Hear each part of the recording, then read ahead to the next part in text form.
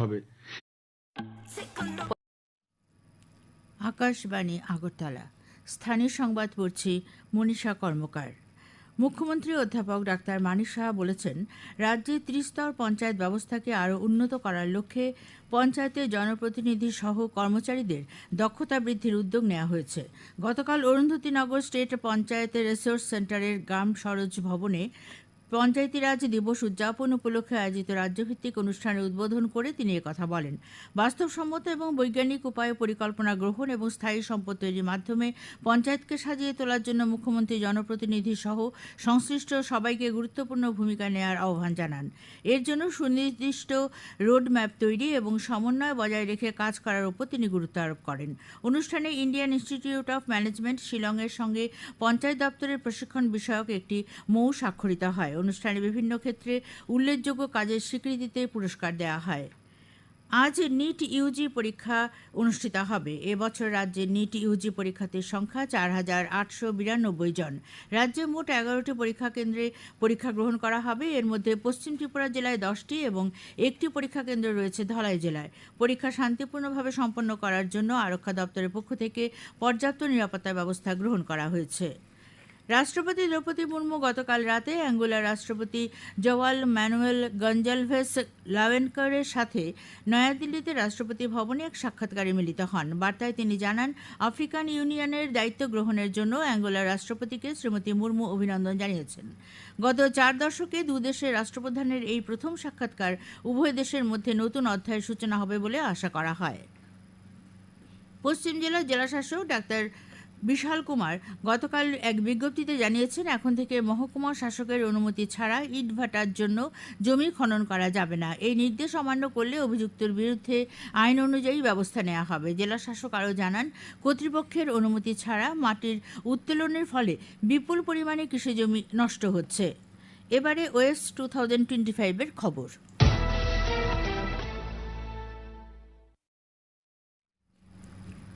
তথ্য ও সম্প্রচার মন্ত্রী অশ্বিনী বৈষ্ণব বলেছেন, ভারত মিডিয়া এবং বিনোদন ক্ষেত্রে বিশ্বব্যাপী নেতৃত্ব দিতে পারে। তিনি বলেছেন, সারা বিশ্বের সঙ্গে বেশ কয়েকটি সংস্থা এই বিষয়ে ভারতের সঙ্গে কাজ করার আগ্রহ দেখিয়েছে।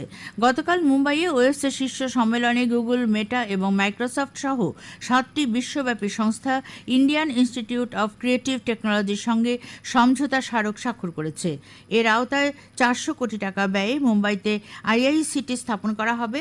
অনুষ্ঠানে বক্তব্য রাখতে গিয়ে বৈষ্ণব বলেন, আগামী দিনে আইআইসিটি, আইআইটি এবং আইআইএম এর মতো একই উদাহরণ স্থাপন করবে।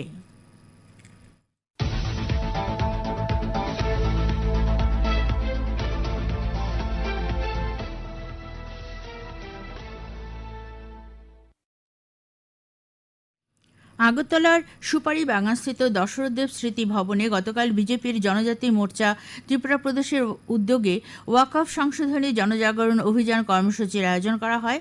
এই কর্মসূচিতে বক্তব্য রাখতে গিয়ে প্রদেশ বিজেপি সভাপতি তথা সাংসদ রাজীব ভট্টাচার্য ওয়াকফ সংশোধনী আইনের মাধ্যমে দেশের সংখ্যালঘু জনগণের কী ধরনের উপকার হবে তা বিস্তারিত উল্লেখ করেন। অনুষ্ঠানে বক্তব্য রাখেন জনজাতি কল্যাণমন্ত্রী বিকাশ দেববর্মা, শিল্প ও বাণিজ্য মন্ত্রী শান্তনা চাকমা। রাজ্যের বিভিন্ন জনগোষ্ঠীর সাংস্কৃতিক বিকাশের ধারাকে অব্যাহত রাখতে এবছরে তথ্য সংস্কৃতি দপ্তরের বার্ষিক সাংস্কৃতিক ক্যালেন্ডারে 19টি বিভিন্ন নতুন সাংস্কৃতিক কর্মকাণ্ড যুক্ত করা হয়েছে। এর মধ্যে উল্লেখযোগ্য হল কাঞ্চনপুরে বিহু পরব, উদয়পুরে জাগরণী উৎসব, সাবরুমে দৈত্যেশ্বরী মেলা, কুমারঘাটে পাওয়াল কাঠ, বিশালগড়ের সৃজন উৎসব, কমলপুরে বিশ্বরূপ উৎসব। তাছাড়া চরিলামের সংহতি উৎসব, কল্যাণপুরে শ্রীকণ্ঠ সাংস্কৃতিক উৎসব, লংতরাই ভ্যালি মহকুমার বাবা লংতরাই মেলা ইত্যাদিও সাংস্কৃতিক ক্যালেন্ডারে যুক্ত করা হয়েছে। এবছর থেকে প্রথমবারের মতো বিদ্যালয়ের গ্রীষ্মকালীন ছুটি উপলক্ষে বিশ্বদেব স্মৃতি শিশু নাটক প্রতিযোগিতা সারা রাজ্যে আয়োজন করা হবে। কৈলাসহরের লায়ন্স সার্ভিস সেন্টারে গতকাল এক রক্তদান শিবির অনুষ্ঠিত হয়। শিবিরের প্রধান অতিথির ভাষণে সমাজ কল্যাণ ও সমাজ শিক্ষামন্ত্রী টিঙ্কু রায় বলেন, নেশার বিরুদ্ধে জনসচেতনতা বাড়াতে হবে। এর জন্য তিনি জন আন্দোলন সৃষ্টির ওপর গুরুত্ব আরোপ করেন। ত্রিপুরা ফুটবল অ্যাসোসিয়েশন পরিচালিত ঘরোয়া তৃতীয় ডিভিশন লিগ ফুটবল প্রতিযোগিতা আজ থেকে শুরু হচ্ছে। উমাকান্ত মিনি স্টেডিয়ামে উদ্বোধনী দিনে দুটো খেলা হবে। বিকেল 4টায় বিবেকানন্দ ক্লাব খেলবে ইয়ুথ ক্লাবের বিরুদ্ধে। পরের সন্ধ্যা 6টায় নৈশালোকে দ্বিতীয় খেলায় জম্পুই জেলা প্লে সেন্টার শিবনাথ আমাকারী ফুটবল ক্লাব পরস্পরের মুখোমুখি হবে। আসরে মোট 16টি দল অংশ নিয়েছে। দুটি গ্রুপে 31শে মে পর্যন্ত খেলা হবে। পরে দুই গ্রুপের শীর্ষে থাকা দল খেতাবের লক্ষ্যে লড়াই করবে। আজ দুপুর পর্যন্ত আবহাওয়ার পূর্বাভাসে জানানো হয়েছে আকাশ অংশত মেঘলা থাকবে, বজ্রবিদ্যুৎ সহ হালকা থেকে মাঝারি ধরনের বৃষ্টিপাতের সম্ভাবনা রয়েছে। এছাড়া বিক্ষিপ্তভাবে রাজ্যে কোথাও কোথাও বজ্রবিদ্যুৎ সহ 30 থেকে 40 কিলোমিটার বেগে ঝড়ো হাওয়া বয়ে যাওয়ার সতর্কবার্তা দেওয়া হয়েছে। আগরতলায় আজ ভোরে সর্বনিম্ন তাপমাত্রা ছিল 24.2 ডিগ্রি সেলসিয়াস। দিনের সর্বোচ্চ তাপমাত্রা থাকবে 35 ডিগ্রির কাছাকাছি। স্থানীয় সংবাদ এখনকার মতো শেষ হল।